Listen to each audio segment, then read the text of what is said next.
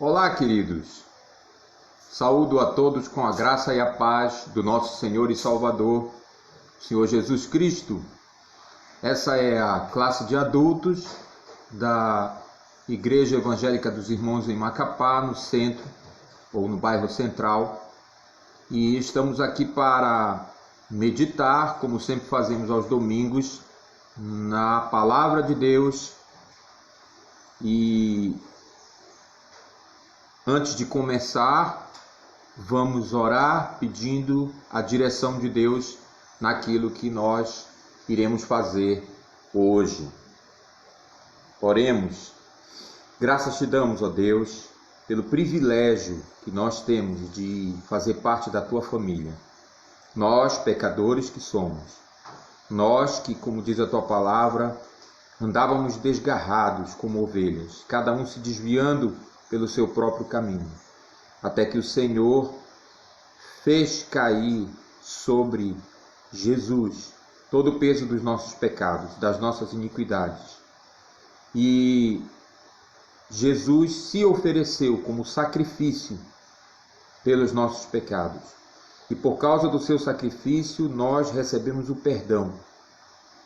Porque o Senhor, como diz a tua palavra, se agradou em fazê-lo sofrer por causa do fruto do penoso trabalho realizado por Jesus, que são as pessoas que ele salvou e que ele vai apresentar a ti, ó Deus Pai, no fim dos tempos. Que privilégio nós temos de pertencer a essa família que há de ser entregue por Jesus a ti, ó Deus Pai, na consumação dos séculos. Muito obrigado, Senhor, porque nós fazemos parte dessa família. Muito obrigado, porque o Senhor nos ensina todas essas coisas por meio da sua palavra que o Senhor mesmo escreveu. Obrigado pelo privilégio que nós temos de poder estudar a tua palavra livremente no nosso país. Rogamos, ó Deus, oramos pelo nosso país. Pedimos que o Senhor nos abençoe nesse momento tão complicado, tão difícil que estamos vivendo por conta dessa pandemia. Ó Senhor, pedimos que o Senhor abençoe aqueles que estão enlutados, aqueles que estão sofrendo. Todos os dias, ó Deus, temos mais e mais pessoas que perdem entes queridos por causa dessa doença. Pedimos por eles, Senhor, que o Senhor esteja consolando os seus corações. Pedimos por aqueles que ainda estão lutando contra essa doença. Pedimos que o Senhor restaure completamente a sua saúde. Muitos são nossos parentes, nossos conhecidos, nossos amigos. Ó Deus, pedimos que o Senhor, pela tua misericórdia, restaure a cada um deles. Pedimos também, ó Deus, que a tua palavra estudada hoje possa vir de encontro às nossas necessidades, que sejamos desafiados por ela, que sejamos instruídos, até mesmo disciplinados, se o Senhor assim quiser. E que tudo sirva para a tua honra e para a tua glória, ó Deus. Pedimos essas bênçãos gratos, em nome e pelo amor de Jesus. Amém.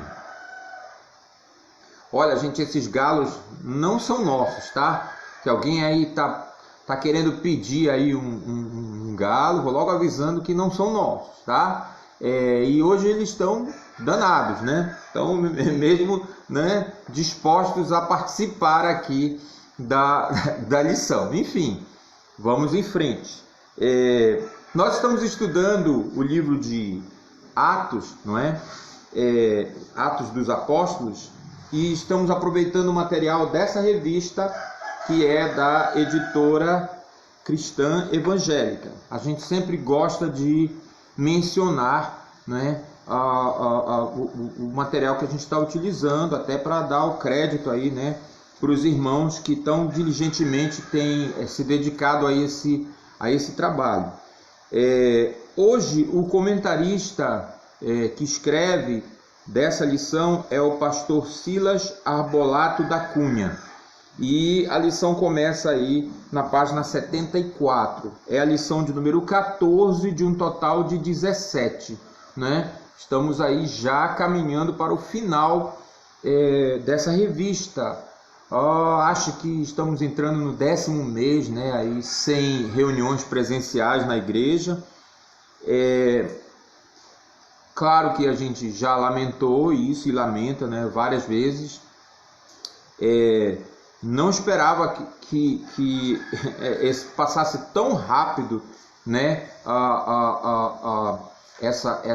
esse tempo aí, né? Mas realmente a gente vai seguir, né? Já estamos aí pensando na próxima série que a gente vai trabalhar, e vamos em frente, né? Com a ajuda de Deus, nós vamos continuar o nosso trabalho, porque é o que Ele quer, né?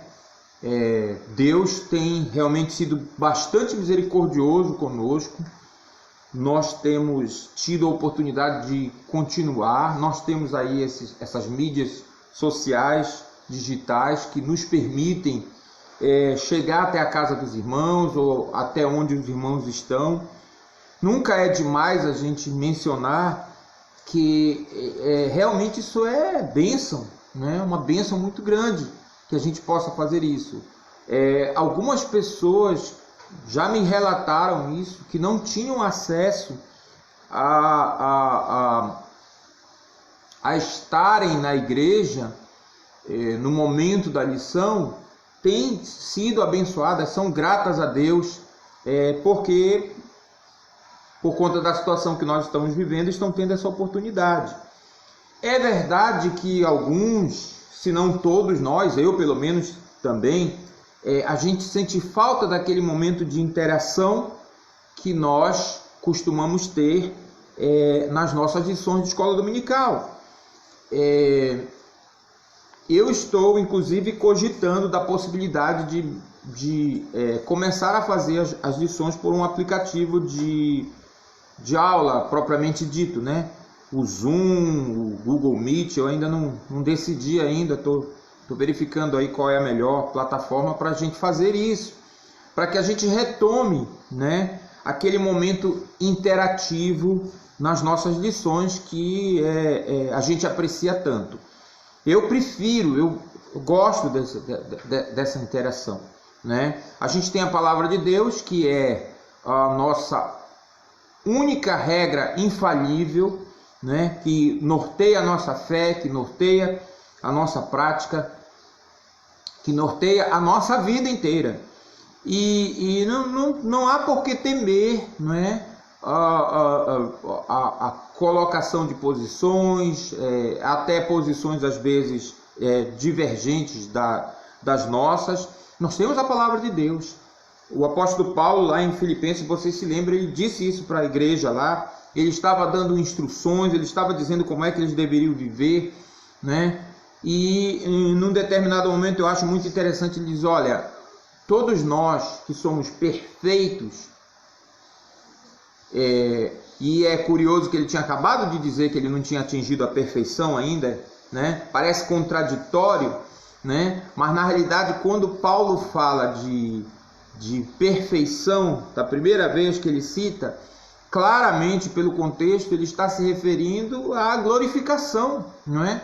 Que todo crente vai alcançar quando, como a gente orou ainda há pouco, no final dos tempos, na consumação dos séculos, o Senhor reuniu o seu povo, né? De toda língua, tribo, povo e nação. Então ali nós vamos estar num momento realmente glorioso, ali nós seremos glorificados, seremos transformados, os que estivermos vivos quando isso acontecer, os mortos serão ressuscitados, como diz o apóstolo Paulo lá em Coríntios, né? Meus Coríntios, Cristo vai ser tudo em todos. Vai ser um momento glorioso que todo crente deve almejar, né? Mas todo crente sabe que vai chegar lá, não é?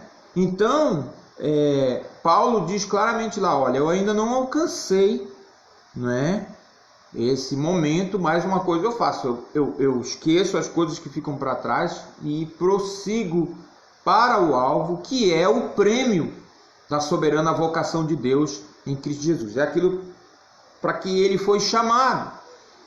E aí ele diz então, todos, pois que somos perfeitos, devemos ter esse sentimento. Aí, quando ele fala de perfeitos, ele está falando de uma perfeição que é posicional. Vejam, nós estamos aguardando essa glorificação no futuro, mas por causa da justificação que Cristo fez por nós, morrendo na cruz, sendo Ele mesmo a oferta pelo nosso pecado, nós fomos perdoados por Ele, e agora mesmo, ele diz isso lá em Efésios, nós estamos assentados nos lugares celestiais, com Deus em Cristo Jesus. Essa é a posição em que nós nos encontramos hoje, tanto que se a gente morrer antes de Jesus voltar, se eu morrer antes de Jesus voltar, né? Paulo também fala isso claramente, eu vou estar com Cristo. Se eu morrer antes do retorno visível e corpóreo de Cristo no final dos tempos, se eu morrer antes disso, morrer é estar com Cristo. Eu estarei logo em seguida na presença de Cristo. Então, por isso eu sou perfeito. Por isso a perfeição já está ao meu alcance.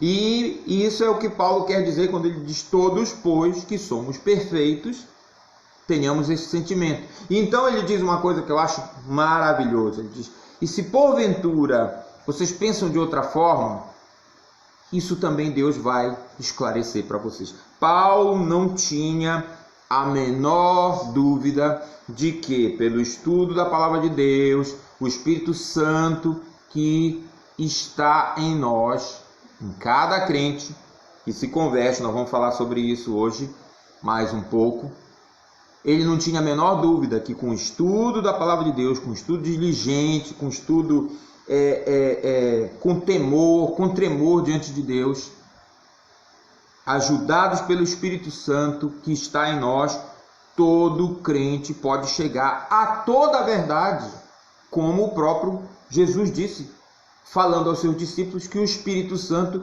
iria guiá-los a toda a verdade. Então, por isso eu digo, nós não devemos temer o confronto de ideias, nós não devemos nos preocupar, porque nós temos o Espírito Santo e temos a palavra de Deus, que pode nos esclarecer com toda certeza. Né? Então aí eu estou buscando esse momento interativo, porque aqui por esse meio, eu confesso para vocês, é muito complicado para mim. O meu óculos é para perto, né? Eu estou meio distante da câmera, eu não consigo enxergar direito as mensagens que são colocadas aí. Vocês já repararam que eu não respondo nada na hora, né? Uso o meu telefone para transmitir também, enfim, é complicado, né?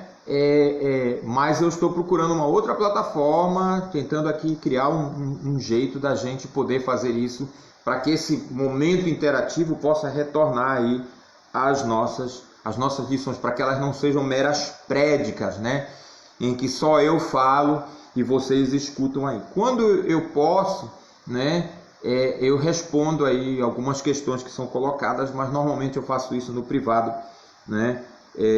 Para as pessoas que questionaram. A lição, como eu disse, número 14, é o desafio das grandes cidades.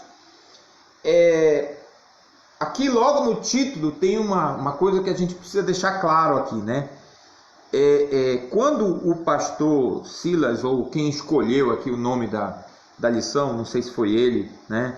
Mas de qualquer forma, quando esse título foi colocado aqui, certamente o que está em mente, né, de quem colocou é grandes cidades à época do livro de Atos, tá? Isso é importante, não é pouca coisa não, preste atenção para isso, certo? Porque hoje, quando você pensa em grandes cidades, né, você vai pensar nas metrópoles. Tem uma foto aí, né, de uma megalópole aí, né? Uma cidade aqui, só tem o crédito da foto, não sei exatamente qual é a cidade, mas tem aí a aparência de ser uma grande metrópole. Você pensar, por exemplo, na região metropolitana de São Paulo, por exemplo, com mais de 20 milhões de habitantes, é uma megalópole, né? É uma cidade muito grande, muita gente, né? Nós não temos nada que se compare a isso nos tempos bíblicos, tá? Isso é importante a gente dizer, certo? A gente pode pensar aí Corinto com talvez 250, no máximo 300 mil habitantes, à época de Paulo, né? A maior cidade do Império Romano era Roma, nessa época, que tinha talvez pouco mais de 1 milhão de habitantes. É muito difícil você precisar número de habitantes numa cidade, sobretudo quando faz tanto tempo, né, que aconteceu, e com tantas lacunas, né, de documentos com o qual a gente possa lidar com isso. A gente tem estimativas, né? Então Roma era, sem dúvida nenhuma, a maior cidade do Império Romano, tinha pouco mais, né, de 1 milhão de habitantes. Alguns acham que no auge do Império Romano, que vai se dar já depois que Paulo morreu, lá para o século III, IV, aliás, quarto já estava decadente, mas segundo, terceiro século, você pode ter 2 milhões de habitantes, né, em Roma, mas de novo, né, nada comparável com as megalópolis que nós temos hoje no mundo ocidental, né? Então é importante a gente fazer essa colocação aí. Mas tem uma coisa interessante, porque se a gente pensar que Macapá está aí, né, segundo o último censo, com 512 mil habitantes, pouco mais que isso, né? O censo é de 2020, né? Eu peguei esse dado da internet, então a gente tem aí 512 mil, talvez 513 mil habitantes aqui, mais ou menos, né? Aí do tamanho dessas cidades que estão mencionadas aqui. Éfeso, outra cidade que Paulo visitou, onde ele trabalhou, tinha mais ou menos 300 mil habitantes. Então a gente pode pensar aí em Macapá, né? Mais ou menos em termos de população equivalente a essas cidades aí. Então grande aqui é no sentido, né, para aquela época, tá? Isso é importante que fique aí. Logo no início, o pastor Silas menciona que Antioquia, que era a terceira maior cidade, segundo alguns, né? Primeiro vinha Roma, depois vinha Alexandria, Antioquia da Síria e Éfeso ficam aí disputando para ver quem era a terceira, né? Mas ele fala aqui que a Antioquia da Síria tinha mais ou menos 500 mil de habitantes, né? 500 mil habitantes. Nós já estudamos sobre essa igreja, né? Logo no início. Nós vimos como que ela foi base que o Espírito Santo usou para a obra missionária, a qual Paulo e Barnabé, depois Paulo e Silas, né, realizaram. Eu acho que esse primeiro parágrafo aqui da introdução não ficou muito legal, não, né? Eu não me sinto muito à vontade com esse termo protótipo de igreja, né? Igreja missionária ideal. Eu não me sinto nem um pouco à vontade com essa expressão, porque ele mesmo vai reconhecer no final, né, do parágrafo, que foi o Espírito Santo, né, que realizou essa obra, né? O Espírito Santo agia na igreja, certo? O Espírito Santo, e eu chamo a atenção disso o tempo todo. Atos cobre um período, cobre um grupo de pessoas, mas a obra do Espírito Santo foi muito maior do que isso. Se você está prestando atenção no nosso estudo, se você está fazendo a leitura, você está vendo isso. Paulo, a sua equipe missionária, eles chegavam em algumas cidades e eles já encontravam irmãos lá. Eu faço questão de dizer isso. Evite pensar, né? Evite mesmo, né, que a igreja a primeira igreja, ou a igreja primitiva, como a gente costuma dizer, no sentido de primeira, que a obra do Espírito Santo na igreja primitiva limitou-se aos eventos relatados no livro de Atos. Não! Mesmo no livro de Atos, de vez em quando, Lucas ele deixa bem claro que as ações estavam acontecendo, os movimentos estavam acontecendo concomitantemente. De vez em quando ele fala isso, né? Ele troca as cenas. Ora ele enfatiza a igreja de Jerusalém, aí depois ele vai e fala do trabalho de Filipe lá em Samaria, né? Depois ele volta para Jerusalém, depois ele vai lá para Cesareia, faz lá o relato lá de Pedro pregando a Cornélio. Antes disso ele já falou da conversão de Saulo após a morte de Estevão. Então ele vai escrevendo a sua narrativa, Lucas vai fazendo isso, mas ele deixa bem claro, né, que essas cenas elas são concomitantes e mostram o mover do Espírito, né? E claramente nós podemos inferir que muita coisa, talvez não, com certeza, a maior parte do que foi esse movimento, simplesmente não poderia ser relatado, não é? Nesse livro. Então, como eu disse, Paulo chega em algumas cidades e já encontra lá um grupo de irmãos, às vezes irmãos que tinham alguma deficiência em termos de conhecimento. Nós vimos isso aqui essa semana nas leituras, né? A gente vai falar um pouco sobre isso. Os irmãos, por exemplo, que só conheciam o batismo de João, né? Até Apolo, que era, o texto faz questão de dizer que ele era eloquente, que ele era versado nas Escrituras, mas evidentemente era o Antigo Testamento, era a Escritura judaica. Então vejam, ele era versado, ele era inteligente, ele conhecia o caminho, né? Ele conhecia Jesus, mas faltava alguma coisa. A gente vai falar um pouco mais sobre isso. Então Áquila e Priscila chamam, vem cá, a gente vai te dar mais uma informação aí, né, para te ajudar. Mas, como eu disse, a obra do Espírito Santo simplesmente não pode ser relatada, né, num livro só. Não pode, certo? E tudo foi ação do Espírito Santo, ok? Ele usou a igreja de Antioquia, mas certamente ele usou muitas outras igrejas para realizar a sua obra evangelizadora, para realizar a sua obra de levar o evangelho para que o nome de Jesus seja glorificado. Essa é a obra do Espírito Santo. Isso é o que Jesus disse que ele iria fazer quando viesse aqui. Então, eu sinceramente não gosto muito dessa expressão protótipo de igreja missionária ideal. Se é igreja, tem que ser missionário.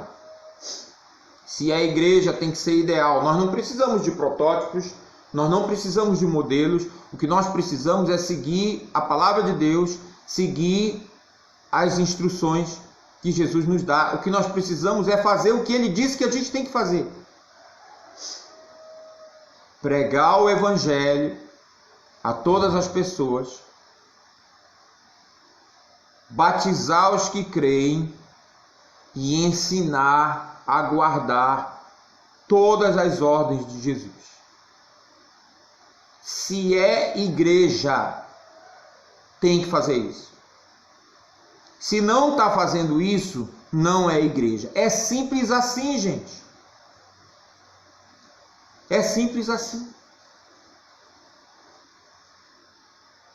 Então, com todo respeito, eu temo que quando a gente coloca as coisas dessa forma, né, ele vai falar isso no final. É muito interessante. No final da lição ele vai dizer isso, né? Às vezes a gente está pensando em modelos, às vezes a gente está pensando em estratégias, às vezes a gente está buscando métodos, quando a gente pode fazer o trivial, o simples. Compartilhar Jesus, viver o evangelho. Então, essa é a observação que eu faço aqui sobre a introdução. Depois, ele, ainda nessa introdução, em um subtópico, ele vai falar da igreja, né? Ele diz assim: alguns fatores presentes na igreja de nossos dias afetam negativamente sua ação missionária. E aí ele vai mencionar aqui os fatores na opinião dele, né? Primeiro, ele começa com o espírito denominacionista ou denominacionalista. De novo, desculpa aí, pastor Silas, mas aqui realmente a coisa complica, porque ele vai só citar, ele não vai dizer em que medida ou como que ele considera, né, que esse espírito denominacionalista atrapalha, né, afeta negativamente a ação missionária. E aí você vai talvez dizer: mas Eliezer, isso não é autoevidente? Desculpa, tacou aqui um pigarrozinho. Mas Eliezer, isso não é autoevidente? A gente não vê aí um monte de denominações? Sim, vê. E não se esqueça, a Igreja Evangélica dos Irmãos, por graça, ou simplesmente Igreja Evangélica dos Irmãos, a nossa querida igreja, é uma denominação. Nós fazemos parte de um grupo que se autodenominou dessa maneira, que tem a sua origem histórica lá na Alemanha, um pouquinho depois da Reforma, com os irmãos que desceram lá às águas do rio Eider e, humanamente falando, iniciaram o movimento dos irmãos. E sabe o que é que eu digo sobre isso? Graças a Deus. Graças a Deus nós temos denominações. Graças a Deus nós temos pessoas que estão buscando uma identidade a partir daquilo que vem na palavra de Deus. Se é verdade que existem denominações que nascem por motivos egoísticos, se é verdade que existem denominações que nascem por partidarismos, também é verdade que existem denominações em que as pessoas simplesmente estão procurando viver o Evangelho. Alexandre Mack, que é o homem que Deus usou, entre outros homens, para iniciar o movimento dos irmãos, e mulheres também, ele simplesmente... Você estudou a história da Igreja dos Irmãos, você sabe disso. Ele simplesmente olhou para as igrejas estabelecidas, que eram praticamente braços do Estado, braços do governo secular na religião, e através do estudo da palavra de Deus ele chegou à conclusão que aquelas igrejas não estavam seguindo aquilo que o Evangelho estabelecia. E então ele e essas 7 pessoas resolveram se unir em uma comunidade, estabeleceram os princípios que norteariam essa comunidade, e o resto é história. Deus tem usado, sim, pessoas como Alexander Mack e outros. Então, nós não devemos olhar, na minha opinião, o denominacionalismo, o denominacionismo, como uma coisa intrinsecamente negativa. Às vezes é o que dá para fazer.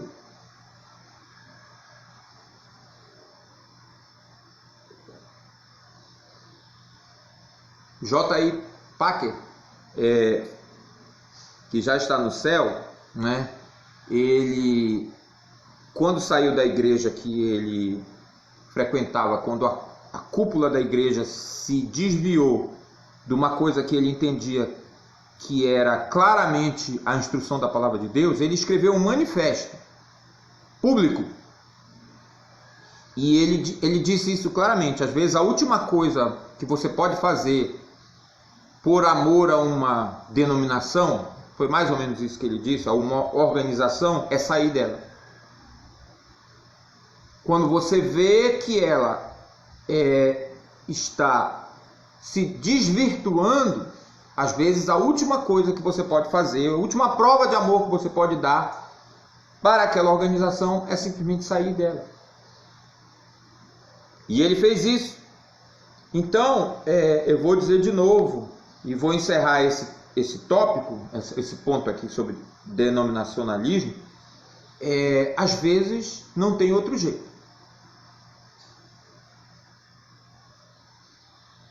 Então, é bom a gente pensar nisso, até mesmo pensando sobre nós, sobre o nosso grupo. Eu costumo dizer isso sempre, né? O nosso compromisso, dito isso, é com o Evangelho, é com a palavra de Deus, não com a nossa denominação, né? Algumas pessoas ficam entristecidas quando olham a história da Igreja dos Irmãos, desde lá, né, de Schwarzenau, né? Desde o início lá com Alexandre Mack e os outros, e veio, tal ano houve uma divisão, tal ano houve uma divisão. Algumas pessoas ficam tristes. Vejam, isso pode nos trazer tristeza, vai nos trazer tristeza, mas também nos traz alento, na medida em que nós percebemos que Deus tem agido ao longo da história para preservar uma atitude de devoção à sua palavra. Isso é importante a gente lembrar, isso é importante a gente ver, né? Então, eu quero desafiar vocês a pensarem um pouco sobre isso, irmãos, né? Não devemos encarar o denominacionalismo como uma coisa necessariamente ruim ou intrinsecamente ruim, tá? Mesma coisa para divergências doutrinárias. Posso dizer a mesma coisa. Divergências doutrinárias, eu posso dizer, né, em contraposição ao que está colocado aqui, às vezes é a salvação do evangelismo. Quando você vê uma igreja, um grupo de pessoas que está confundindo, por exemplo, assistencialismo com evangelismo. Já encontrei grupos assim. Igrejas muito fortes em assistencialismo. Igrejas que levantavam grandes fundos, igrejas que tinham obras ditas sociais enormes, colossais mesmo, mas igrejas que não evangelizavam mais. O que é o Evangelho, queridos? O que é o Evangelho? Tem várias maneiras da gente resumir o Evangelho, né? Me diga aí, você que está me ouvindo agora, o que é o Evangelho? Qual é a boa nova? É isso que significa a palavra Evangelho. Uma boa nova, uma boa notícia. Qual é a boa notícia? Que o Evangelho, a boa notícia, nos traz. Pense em João Batista, dizendo lá para o povo, João o Batizador, arrependei-vos. Pense em Jesus, logo depois que foi batizado por João Batista, dizendo, arrependei-vos. E creiam em mim. Vinde a mim, disse Jesus, todos vocês que estão cansados, sobrecarregados, eu vou aliviar vocês. Eu vou colocar a minha carga sobre vocês. Porque a minha carga é suave, o meu fardo é leve. Vocês acharão descanso em mim. Jesus chama as pessoas a estabelecerem um compromisso pessoal com Ele. Ele disse isso claramente várias vezes para os seus ouvintes. Se vocês não crerem que eu sou, isto é, eu sou o próprio Filho de Deus, que eu sou o próprio Deus. Antes que Abraão existisse, ele disse para os judeus uma vez, você se lembra? Ego eimi é a expressão no original. Eu sou, é a mesma expressão usada para descrever o próprio Deus. A boa notícia do Evangelho é essa. O mundo está condenado nos seus próprios pecados. Mas aqueles que se arrependerem aqueles que crerem em Cristo serão salvos. Foi a boa notícia que o carcereiro, nós vimos isso nas semanas passadas com o Edivaldo, foi a boa notícia que o carcereiro ouviu. Quando ele perguntou, o carcereiro lá em Filipos, senhores, o que devo fazer para ser salvo? Vocês se lembram? Qual foi a resposta? Creia no Senhor Jesus Cristo e você será salvo. Essa é a boa notícia. Isso é o Evangelho. Algumas igrejas, como eu disse, têm obras assistenciais gigantescas.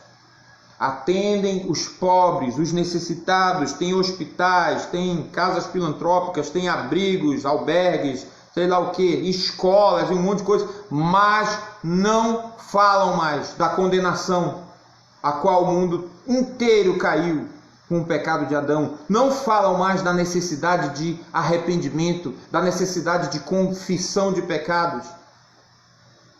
Não falam mais da necessidade de se assumir, cada pessoa, um compromisso de devoção pessoal com o Senhor Jesus Cristo. Então, se de repente alguém que está numa igreja dessa, que está até envolvido com uma obra como essa, e de repente Deus ilumina e a pessoa vê, peraí, mas e quanto à salvação dessas pessoas? Nós não estamos preocupados em que elas sejam salvas na sua integralidade, não só o corpo, não só atender às necessidades do corpo, mas a alma. Porque os poucos anos que a gente vai passar aqui nesse mundo, como diz Moisés lá no Salmo 90, 70, 80, mas é um sopro, é rápido, passa rápido. Isso não é nada comparado com a eternidade. Não é nada comparado com a eternidade. Então, se de repente Deus despertar alguém numa igreja ou numa denominação que está apenas preocupada com o corpo, com o bem-estar físico e social, e a pessoa se der conta, peraí, mas nós não estamos pregando o verdadeiro evangelho.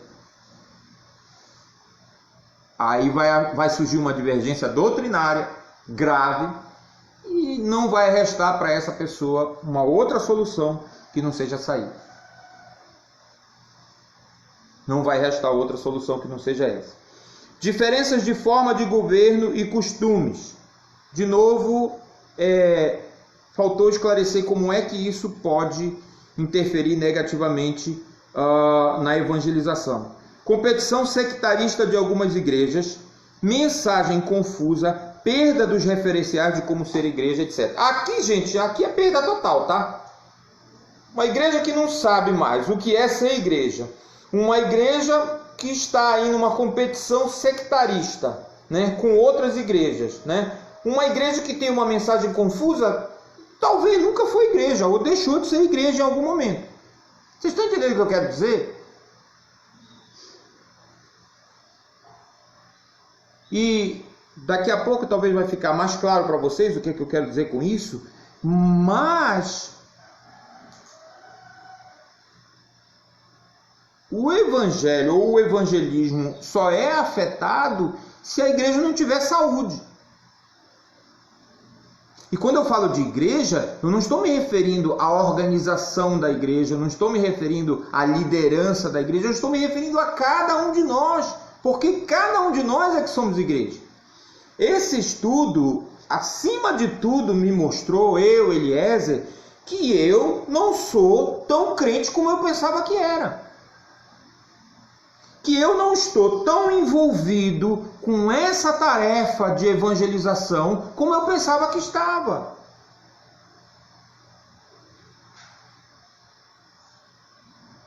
Quando a gente olha vidas como a de Paulo, a de Timóteo, a de Pedro, quando a gente olha até onde esses homens foram, eu não estou falando só no sentido geográfico, eu estou falando no sentido de vida mesmo. Paulo deu literalmente a sua vida pelo Evangelho, pela propagação do Evangelho.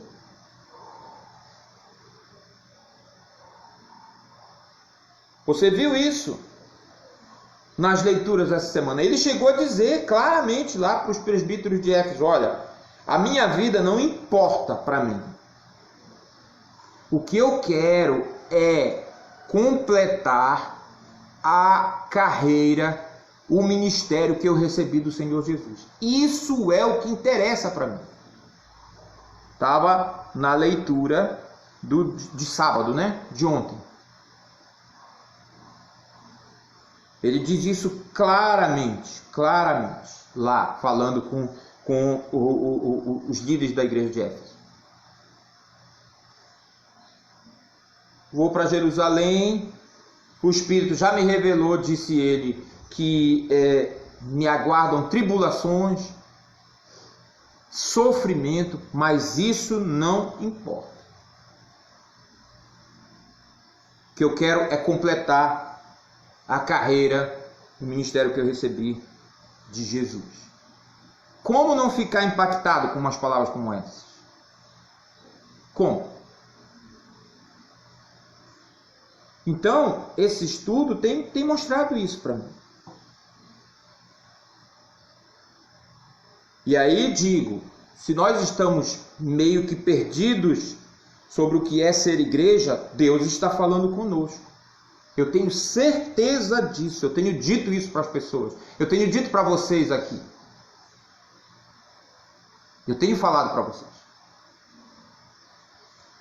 Esse momento que nós estamos vivendo, Deus permitiu ou Deus mandou, eu não sei, e não faz diferença alguma se Ele mandou, se Ele permitiu. O fato é que nós estamos nessa situação para que nós sejamos aí sacudidos sobre aquilo que nós pensamos, sobre os referenciais que nós temos do que é ser igreja. Se nós acreditamos que ser igreja é nos reunir num determinado lugar, 1, 2, 3 vezes por semana, e só, meu querido, joelho no chão, clame a Deus, porque você não entendeu nada. Você não entendeu nada. Isso não é ser igreja. Isso não é ser igreja.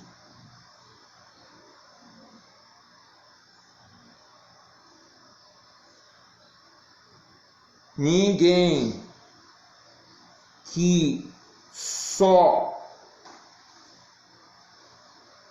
pense isso, ou que ache que isso é ser igreja, está seguro.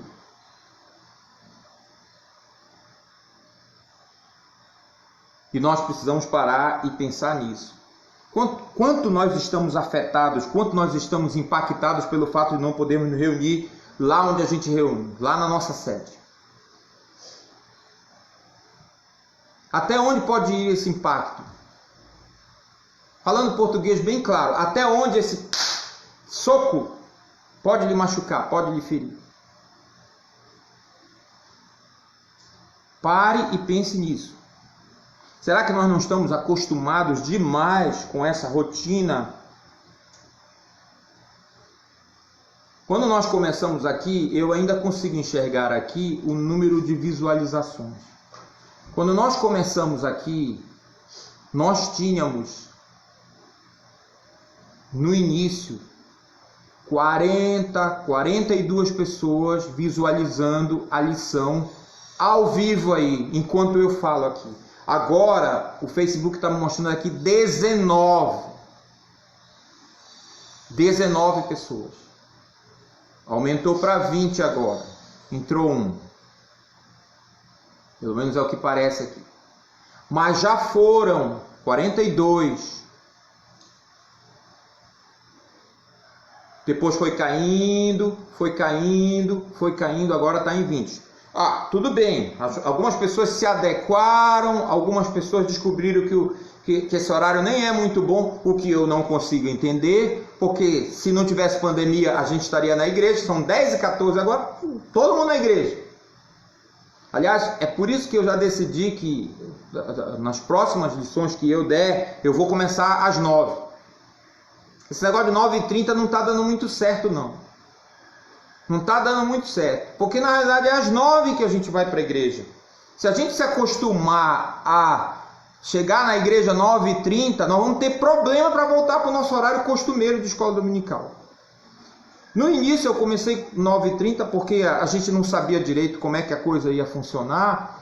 E talvez ainda tivesse um momento das 9 às 9h30. Estava tudo muito confuso, né? Mas agora que as coisas estão se ajeitando, eu acho que já deu para a gente perceber. Se a gente vai continuar assim, começando com as classes, direto nas classes, a gente vai começar 9 horas. Queridos, eu não estou dizendo para vocês nada que eu não viva aqui dentro da minha casa. Eu quero dizer isso bem claro. Meus filhos ficam chateados às vezes porque eles dizem que eu exponho demais eles. Mas ao expô-los, eu também estou me expondo. Eu faço questão aqui em casa e eu sou intransigente com eles. Eu quero que vocês levantem, eu quero que vocês tomem banho. Eu quero que vocês se preparem para receber a palavra de Deus. Eu não quero abrir a porta do quarto de vocês, porque eles têm que estar nos quartos, né? Porque eu falo muito alto e eu estou aqui na sala, né? Então eles têm que ir para os quartos. Mas eu não quero entrar nos quartos de vocês e encontrar vocês na cama, com o celular na mão, assim, né? Ai, desse jeito, né? Boca meio boca aberta, assim. Não! Acorde! Tome banho! Vista uma roupa! Se prepare para receber a palavra! Não se acomode. Queridos, vejam. Olha como Deus foi bom com a gente. Estamos tendo a oportunidade de ouvir a palavra no conforto do nosso lar. Mas tome cuidado.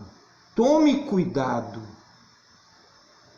Para que essa bênção não vire uma maldição para você. Porque se você se habituar a ouvir a palavra de Deus relaxadamente, isso vai ter consequências para a sua vida, se é que já não está tendo consequências. E aí, de repente, quem está sentindo falta da igreja vai ver que é isso. A igreja é fácil, né? No templo lá, na sede lá é fácil, porque o culto tem hora para começar, tem hora para terminar, e eu estou sentado lá mesmo, eu não tenho como me deitar, eu não tenho como pegar um travesseiro e colocar assim, né? Tomara que não, né? É mais fácil assistir uma pregação, é mais fácil assistir uma lição na igreja. Não, querido, não é. Não é, não.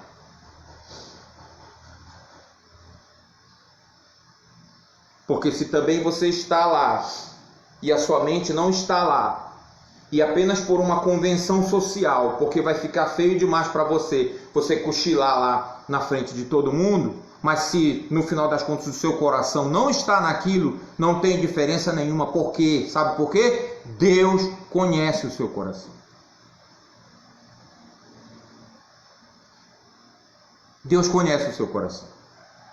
Ele sabe se o seu coração está ali. Ele sabe se você, no seu íntimo, está dizendo: eu estou ouvindo a palavra de Deus. Graças a Deus pela sua palavra. Que eu não estou muito bem, eu até estou meio cansado.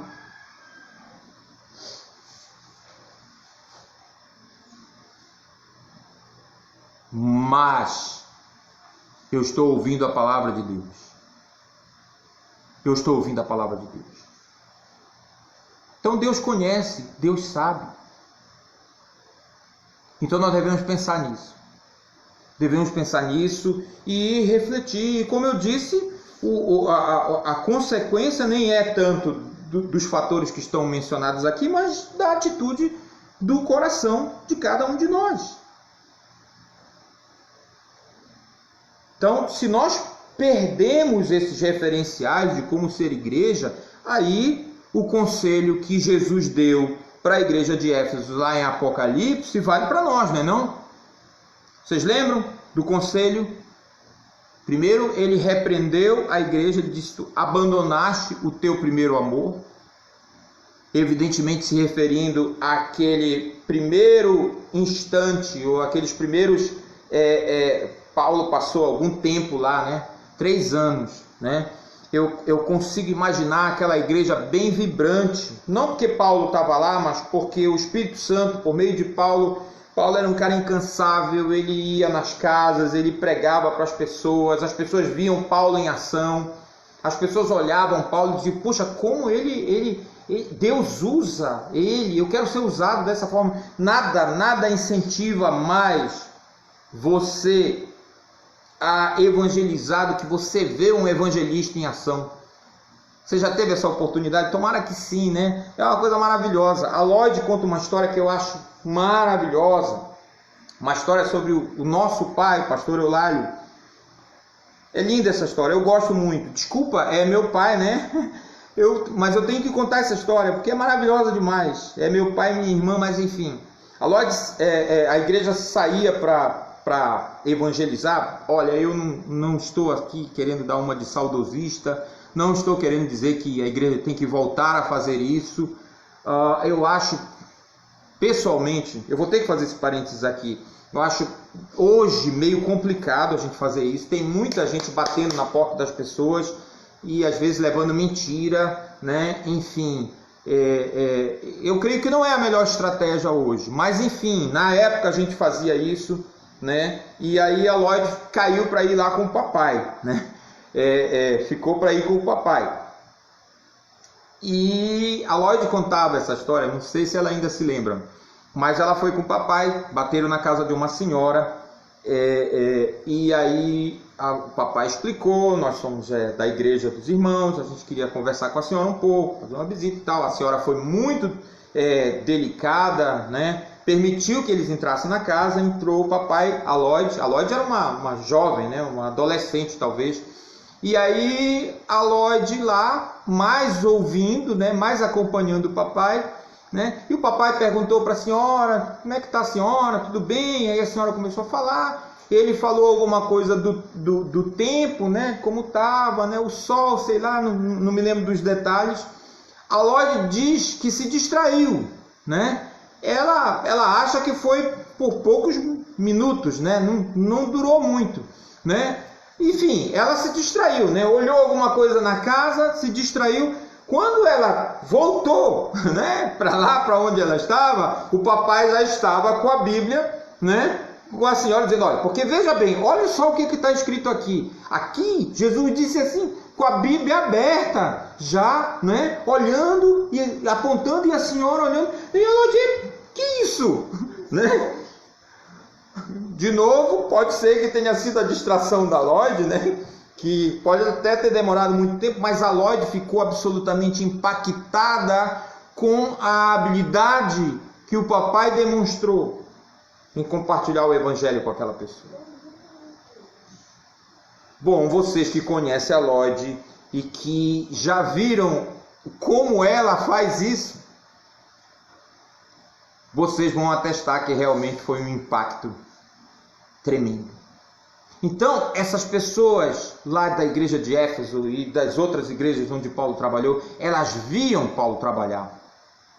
Isso fez uma diferença enorme. Então a igreja cresceu muito. Foi maravilhoso. Vocês leram essa semana aí toda, né? O crescimento que Deus deu para essas igrejas. Mas aí, quando chega lá no final do primeiro século, voltando para Apocalipse, né? Jesus tem uma queixa com essa igreja. Ele diz assim, vocês abandonaram o primeiro amor de vocês. Aquela empolgação dos primeiros anos, quando Paulo trabalhou lá, e talvez até depois, algum tempo, né? Aquela empolgação arrefeceu, né? Aquele amor esfriou. Infelizmente, Apocalipse capítulo 2, versículo 4. Contudo, tenho contra você uma queixa. Você abandonou o amor que tinha no princípio. E aí tem um conselho, mais um ultimato do que um conselho, né? Veja até onde você caiu. Arrependa-se e volte a praticar as obras que no início praticava. Como eu disse, é quase um ultimato. Jesus disse simplesmente, veja onde você caiu. veja e volte. 2 verbos. Veja, porque você precisa saber, você precisa examinar exatamente onde você caiu, como você caiu, talvez por que você caiu, e simplesmente volte a praticar o que você praticava no início. É muito simples. Aí vocês dizem, né? Ah, simples, mas difícil fazer. Se é difícil, se é fácil, é simples. Até porque Jesus está dizendo o que tem que ser feito. Então, se a igreja perdeu o referencial de como ser igreja, ou as igrejas perderam, como o pastor está dizendo aqui, aí é só olhar, ver onde a gente caiu e voltar a praticar aquilo que a gente fazia no início. Eu já contei essa história várias vezes, mas eu vou continuar contando essa história porque é uma história importante. Para mim, muito importante. E não vou fazer média com o pastor Egon, mas ele nem gosta, né? Mas eu vou citar, porque foi ele e eu faço questão de citar, né? Quando eu estava construindo aqui em casa, a gente resolveu fazer um terraço, né? Que a gente nem terminou ainda, mas enfim, a gente resolveu fazer, ao invés de colocar um telhado, né? Eu recebi esse conselho, né? E aí a gente fez um terraço, já que a gente ia fazer outra laje. Enfim, a gente fez. E as pessoas vinham nos visitar aqui, eu levava para ver o terraço. Olha, a gente está fazendo aqui, alguns tinham coragem de subir lá a escada, né? De olhar lá e tal. E várias pessoas que vieram, que são irmãos queridos, né? Que me animaram muito, mas várias pessoas que vieram, cara, a gente vai fazer muito churrasco aqui. Olha esse espaço aqui. Isso aqui a gente vai fazer muito churrasco aqui. Vai ser um tempo bom aqui. Lá um dia veio o pastor Egon, né? E aí, bora lá, pastor, né? Fomos subindo a escada, ele olhou, viu assim, disse, uau, que espaço legal. A gente vai fazer muito culto aqui. Você entende de cara o que eu estou falando, né? A história é autoexplicativa. Tudo depende do que você tem aqui. É errado fazer churrasco? Não, não é. Não é errado. Eu amo churrasco. Adoro. Se quiserem me convidar, fique à vontade. Não é errado. Mas Jesus disse, você se lembra? Onde estiver o teu tesouro, ali está o teu coração. E eu fiquei impactado pelas palavras do pastor, triviais. Ele não falou com intenção, ele não estava no púlpito, ele não estava sequer, talvez, pensando em me ensinar alguma coisa, mas me ensinou. Onde estiver o teu tesouro, ali estará o teu coração. Eu espero mesmo que as igrejas voltem a habitar as casas das pessoas. Eu não estou promulgando uma lei, nem estou dizendo que as igrejas devem promulgar isso. Mas se há uma coisa que essa pandemia está nos ensinando, é que a igreja deve voltar para a casa das pessoas. Nós precisamos resgatar o lema: em cada casa uma igreja, em cada igreja um pastor. Uma das teorias a respeito aí da pandemia é a teoria das bolhas, você já deve ter ouvido falar, que foi inclusive utilizada por alguns países, permitir que as pessoas que estão num determinado convívio social, pode ser a casa, pode ser a rua, dependendo da testagem, pode ser até o bairro, nos países desenvolvidos que fizeram isso, né? E o governo foi permitindo que essas pessoas se encontrassem. Foi uma estratégia que foi utilizada com sucesso em alguns países. Não funcionou em todos, até mesmo porque depende muito da testagem, mas eu acho que há aí um princípio muito interessante. Eu estou com saudade de abraçar. Queridos, eu vou ser bem sincero com vocês. Eu vou ser bem sincero. Estou com saudade de abraçar os irmãos. É verdade, eu estou com saudade de abraçar os irmãos. Mas eu não estou sem abraços. E eu acho que nenhum de vocês está, ou sem pelo menos a possibilidade de ter abraço. Sabe como meus filhos estão me abraçando mais agora? Eles não vão gostar de eu dizer isso. Mas eu acho que o fato deles estarem carentes de abraços e o fato de que realmente está muito limitado para abraçar, e é impressionante. Eu estou aqui em casa, estou fazendo alguma coisa, de repente vem um por trás, dá um abraço, né? Se eu estiver cheiroso, me dá até um cheiro. E eu até me espanto às vezes, né? Que antigamente era quando queriam pedir dinheiro, aí me abraçavam, né? Ou alguma coisa, ir para algum lugar. Mas agora, que não tem para onde sair, que é abraço gratuito, é abraço que vem da necessidade de se sentir acolhido. Vocês estão entendendo o que eu quero dizer? Aproveite, de repente está acontecendo a mesma coisa na sua casa. Abrace as pessoas que você pode abraçar. Aproxime-se delas, reaproxime-se delas.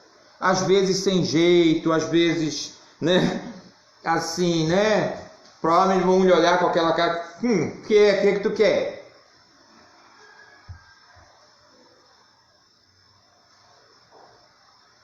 Se você tem a felicidade de que as pessoas que estão na sua casa são seus irmãos em Cristo, mais ainda. Porque se isso acontece entre os incrédulos, muito mais deveria acontecer entre nós e mais alegria deveria dar até para nós. Porque a sociedade está se encaminhando para isso que a gente está vendo aí mesmo, né? Para essa alienação cada vez maior que a gente está vendo na vida das pessoas. Aliás, ele vai falar sobre isso, né? Observamos na sociedade atual grande avanço tecnológico, meios de comunicação ultra rápidos, mas em contraposição a isso eu diria o quê? Impessoalidade, anonimato, violência, desemprego, crescimento desordenado das cidades, ceticismo, materialismo, etc. É verdade. Que situação que nós estamos vivendo. Aliás, agora mesmo, neste presente momento, nós estamos presenciando aí uma guerra nas mídias sociais digitais, pelo menos no que se refere aos grandes dessas mídias, às grandes empresas.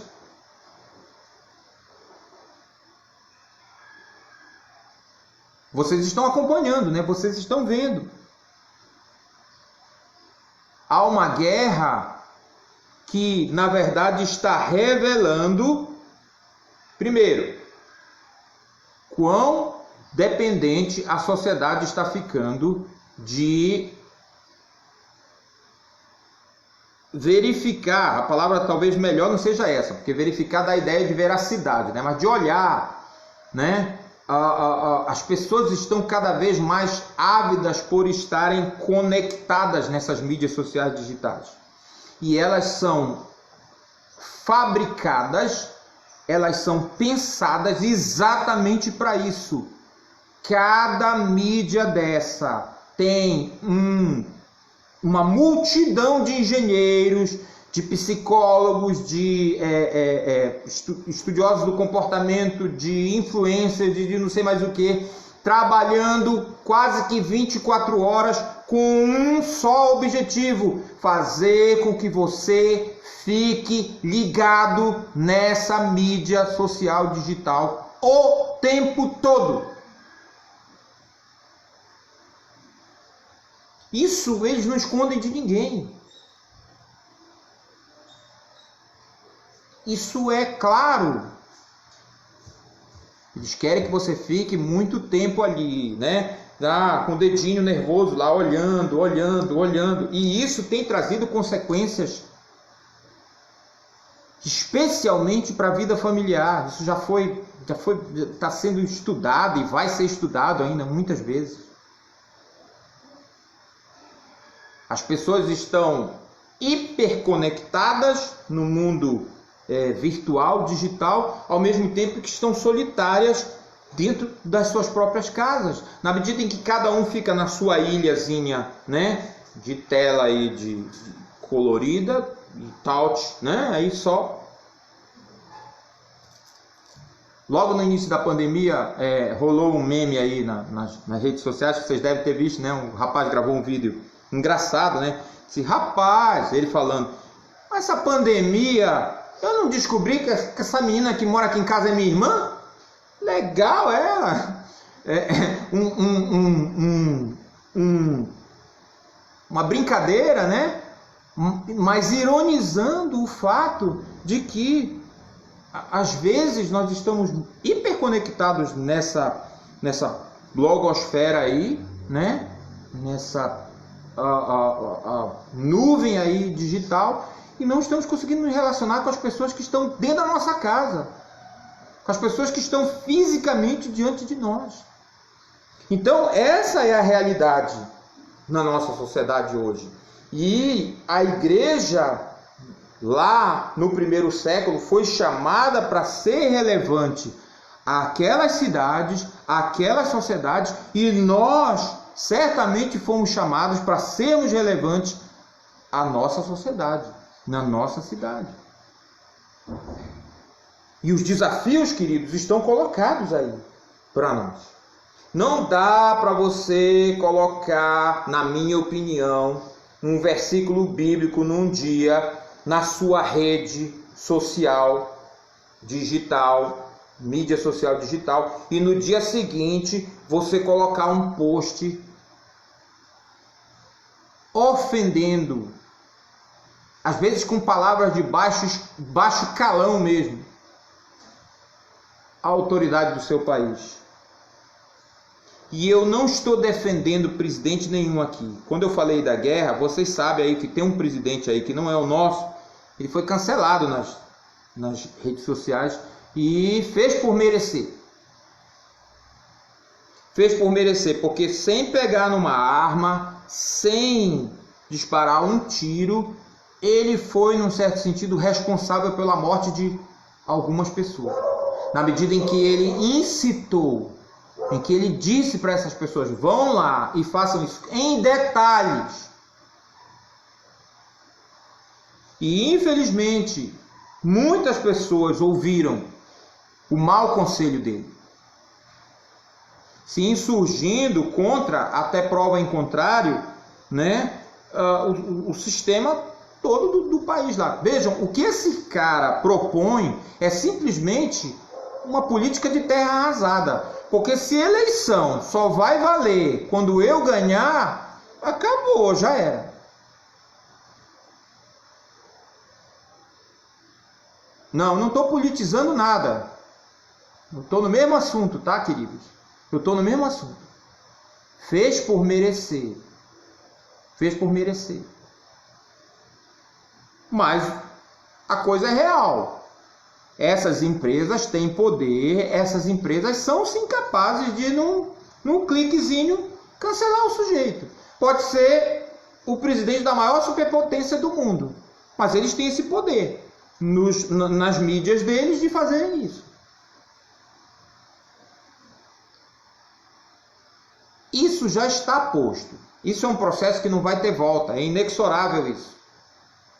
Mesmo que o tal presidente cumpra com a promessa dele de criar uma outra mídia, é uma questão de anos, ela vai estar do mesmo jeito. Isso é do mundo, queridos.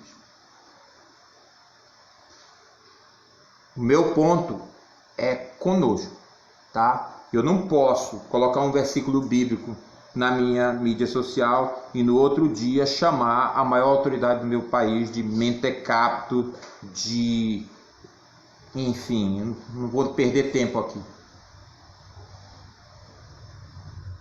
Nós podemos criticar, nós podemos nos contrapor, mas nós precisamos fazer isso decentemente, com decência, com ordem, com responsabilidade.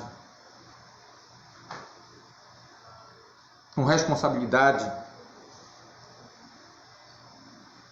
Quando o presidente adoeceu, vocês devem ter visto, publicaram artigos de jornal dizendo: estou torcendo pelo vírus. Vamos, corona. Estamos com você. Eu não consigo pensar numa coisa mais abjeta. Aí vocês vão me dizer, fez por merecer. Fez por merecer. Mas isso não significa que quem fez isso fez uma coisa certa. Vocês estão me entendendo? Nós estamos sendo chamados por Deus para sermos relevantes na nossa sociedade. Mas vamos pensar bem. Vamos pensar bem. Na maneira como nós estamos fazendo isso. Então, depois dessa introdução, né, aí o autor começa a... Introdução, Elias, 10h40. É, introdução. A gente não vai terminar hoje. Não se preocupe não, eu vou cumprir com o nosso horário, tá? Vou cumprir com o nosso horário. Daqui a 20 minutinhos eu paro de falar. Depois dessa introdução, ele vai começar a esmiuçar os princípios que ele quer colocar, o pastor Silas, que são princípios universais, como ele diz, né? A despeito das diferenças com a igreja nascente, há no texto alguns princípios universais e atemporais que nos orientam em nossa tarefa nos tempos modernos nos quais vivemos. E aí ele começa aí com Atos 18, falando de Paulo lá em Corinto. Corinto era a capital da província romana da Acaia. Como eu disse, era uma grande cidade, era uma cidade com 2 portos, né? Tá colocado aí. Era uma cidade cosmopolita, como a gente diz, né? Cosmopolita quer dizer que ela estava sob a influência de diversas culturas, né? De diversas visões de mundo diferentes. Tinha gente de tudo quanto é lugar, né? Lá nessa cidade. Se você pensar, por exemplo, Paulo, né? Paulo era de Tarso, né? Era judeu, né? Apolo veio do Ponto Euxino, lá nas margens do Mar Negro, já lá pro Oriente, né? E ele vai chegar lá em Corinto, né? Tinha gente de tudo quanto é lugar nessa cidade, né? Muitos judeus, inclusive. Era uma cidade rica, era uma cidade próspera, isso de longa data, uma cidade que foi arrasada, né? No 3º século antes de Cristo, ela foi arrasada completamente, mas depois, no 1º século, Júlio César, aquele mesmo, né? O general romano, ele resolveu reconstruir a cidade, né? Como uma cidade romana, né? Fica na Grécia, vocês sabem disso, né? Mas ele reconstruiu ao estilo romano e a cidade prosperou de novo, né? Tinha muita riqueza, tinha uma vida social, vamos dizer assim, uma vida cultural muito vibrante. Vocês sabem o que isso significa, né? Normalmente quando se diz que uma cidade é badalada, tem uma vida social badalada, isso quer dizer um monte de vício. Muita coisa boa, mas muita coisa ruim também. Imagina uma cidade com diversas influências, inclusive religiosas, com diversos deuses. Era uma cidade opulenta, orgulhosa, mas eles se orgulhavam inclusive daquilo que devia lhes envergonhar. Está dito aí na revista, né, que havia até um termo grego, korintiazomai. Esse termo foi cunhado pelos próprios, né, contemporâneos naquela época, korintiazomai, que quer dizer praticar imoralidade. Vejam, a cidade virou sinônimo de imoralidade. Está dito aí, isso está na história também, né, que havia um templo lá, o templo de Afrodite, a deusa do amor para os gregos, Vênus para os romanos, né? E é dito na história que esse templo tinha 1000 prostitutas que praticavam a prostituição cultural, né? O ato sexual como um objeto de culto a deusa da fertilidade. Então era uma coisa bizarra, né? Até para os padrões bem elásticos de moralidade que a gente tem no mundo hoje. Eu realmente vou falar um pouco sobre isso aqui porque eu acho importante, para a gente entender o contexto no qual Paulo trabalhou. E vocês que leram os trechos da primeira carta e da segunda carta aos Coríntios, vocês acompanharam, né? Eu acho muito importante a gente entender bem isso aqui. Era uma cidade pequena para os padrões de hoje, 250 mil habitantes, né? Mas tinha todos os problemas que uma grande cidade hoje tem. Inclusive essa moralidade elástica, permissiva, em que ou na qual as pessoas se permitem quase tudo. E Paulo teve que lidar com essa situação, porque a igreja que foi estabelecida lá em Corinto enfrentou diversos problemas por conta desse ambiente cultural. Mas eu vou voltar para isso depois, né? O pastor Silas cita aqui, né, o John Stott, quando ele diz que a cruz consome todo o orgulho humano. Ela insiste que nós, pecadores, não temos nada com que comprar a nossa salvação, nem mesmo contribuir para isso.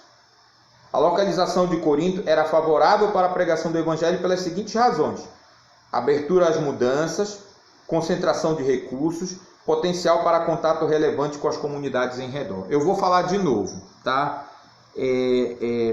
Eu acho complicado você, a partir do relato de Atos, fazer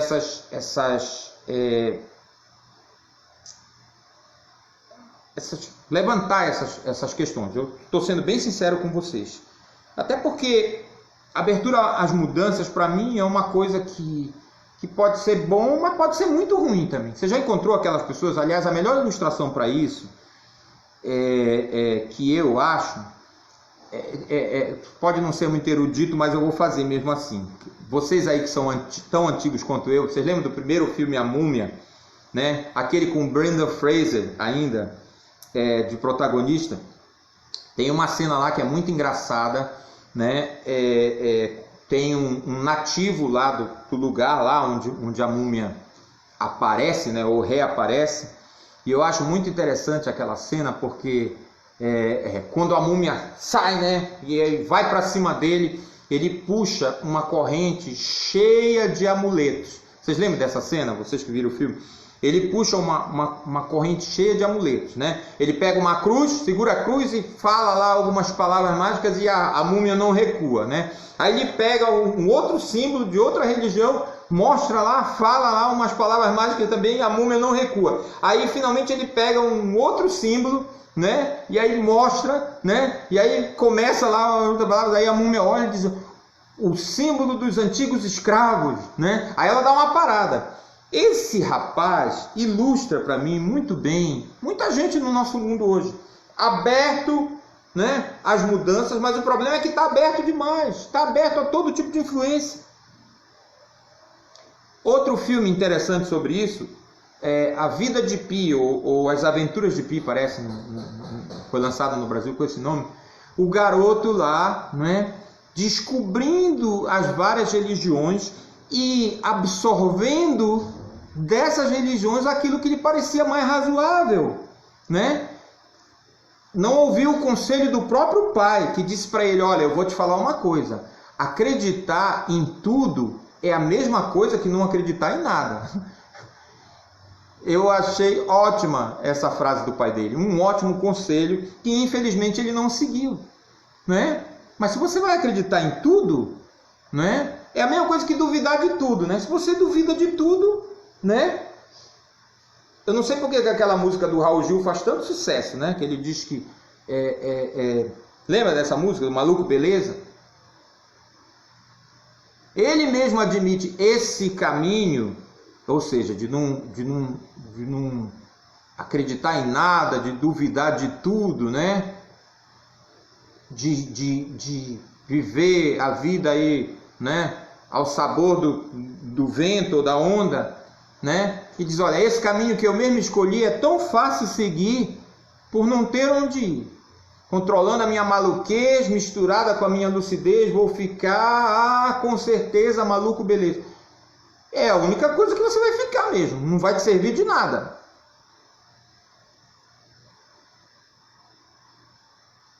As pessoas adoram essa música, cantam, mas se a gente for parar para pensar no que ele está dizendo ali, é um negócio muito sério. Muito sério mesmo. Não dá para você viver desse jeito. Na real, não dá. Então, eu conheço pessoas que estão abertas a tudo. E acabam não se definindo por nada. Já contei aqui para vocês do senhor que eu conheci, já morreu. Infelizmente, já contei essa história várias vezes. Ele escreveu num caderno várias perguntas, muitas perguntas mesmo, e entregou para o papai. E olha, pastor, nas minhas andanças pelas igrejas, eu acumulei muitas dúvidas. E eu estou trazendo esse caderno aqui para o senhor, gostaria que o senhor respondesse. O meu pai pacientemente pegou a Bíblia dele, passou dias respondendo aquele caderno, entregou para aquele homem.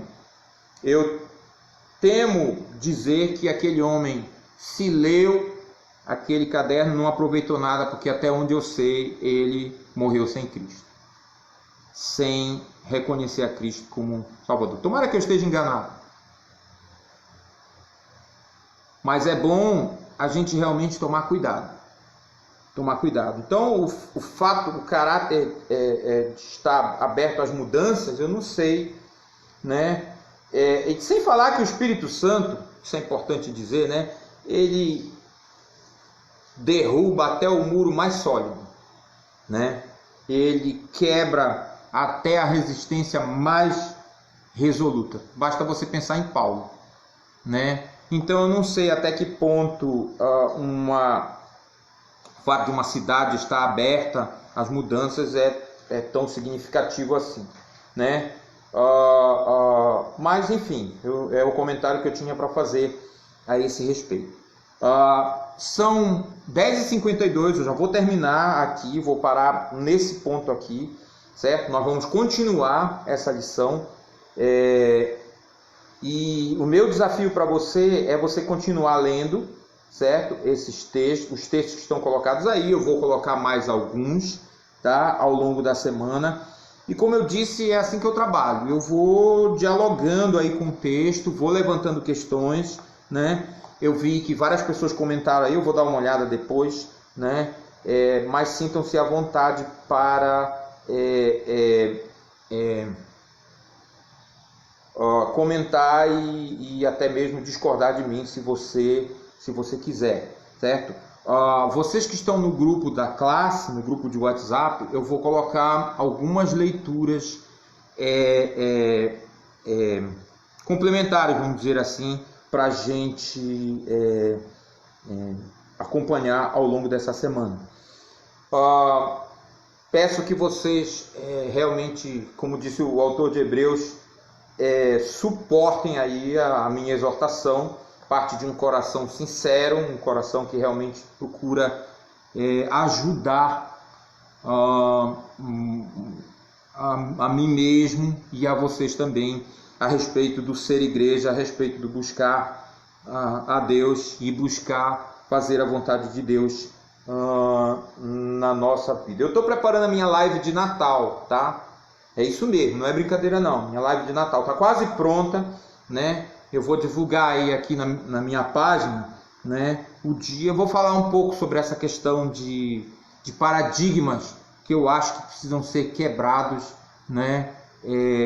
Quando a gente fala de ser igreja cristã nos dias de hoje. Eu vou entrar um pouco nessa seara aí. Então aguarde aí, fique olhando aí de vez em quando. Eu vou fazer um vídeo rapidinho anunciando a live. Não sei se vai dar para fazer essa semana, mas se der eu vou colocar. E depois da de Natal eu vou fazer de Ano Novo também, tá bom? É de propósito mesmo. Esse atraso é de propósito. Vocês que me conhecem já sabem o que é que vem por aí, né? Mas está todo mundo convidado. Muito bem, nós vamos orar, agradecer a Deus pela sua palavra, agradecer pelo seu Espírito Santo mais uma vez que está conosco e tem nos ensinado. Oremos. Ó Deus, muito obrigado, Senhor. A tua palavra mesmo nos diz que ela está perto de nós. O Senhor, nós cremos, isso é um ato de fé nosso, escreveu a Bíblia. E porque a Bíblia foi escrita pelo Senhor, que é Deus vivo e verdadeiro, a Bíblia é viva e é verdadeira.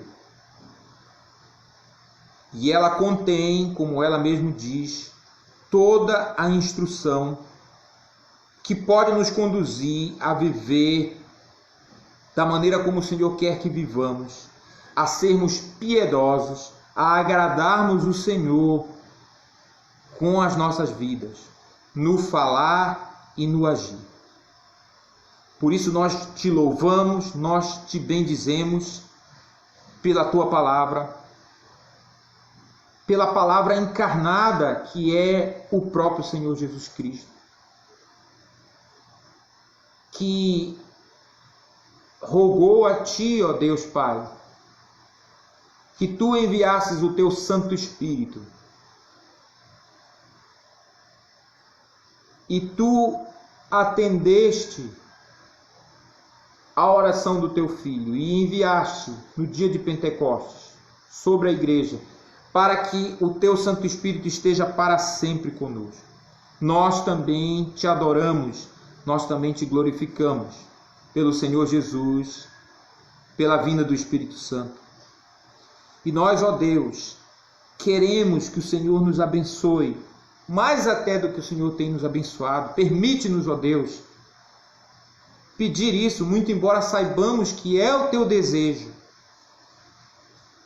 inundar o nosso coração com a tua palavra, fazer-nos, ó Deus, compreender, como diz o próprio apóstolo Paulo, qual é a largura, qual é o comprimento, qual é a altura, Senhor, qual é a profundidade do amor do Senhor por nós em Cristo Jesus, revelado em Cristo Jesus. Ó Deus, abençoa o teu povo, para que nós possamos aprender a cada dia mais sobre esse teu amor. Nós confessamos que estamos realmente abalados com tudo isso que está acontecendo conosco. Há tristeza, ó Deus, no nosso coração. O Senhor sabe disso. Há incertezas, há um sentimento de desalento até, ó Deus. Não temos como esconder isso do Senhor, mas também sabemos que o Senhor não há de permitir que o teu povo caia, que o teu povo sucumba diante da tentação, que o Senhor já providenciou o livramento para que nós possamos suportar, ó Deus, esses dias maus, esses dias difíceis, corrigindo o que precisa ser corrigido, e como diz a tua palavra, restabelecendo, Senhor, os nossos caminhos, fazendo caminhos retos, caminhos onde nós vamos andar, conforme o teu querer, conforme a tua boa vontade. Realiza essa obra, Senhor, no nosso meio. Abençoa aqueles que estão necessitados de encorajamento, ó Deus, que possam buscar na tua palavra, que possam, ó Deus, contar com as preciosas e muito grandes promessas, como diz o teu servo, o apóstolo Pedro, que o Senhor nos fez, que o Senhor nos deu. E que nós possamos, ó Deus, superar esse momento difícil que estamos vivendo. Nós confiamos em Ti, nós esperamos pelo Senhor e pedimos isso não porque nós sejamos merecedores, mas por causa do Teu amor, da Tua misericórdia e no nome precioso do nosso Senhor e Salvador, o Senhor Jesus Cristo. Amém. Grande abraço a todos, queridos. A gente se vê por aí. Tchau, tchau. Deus abençoe.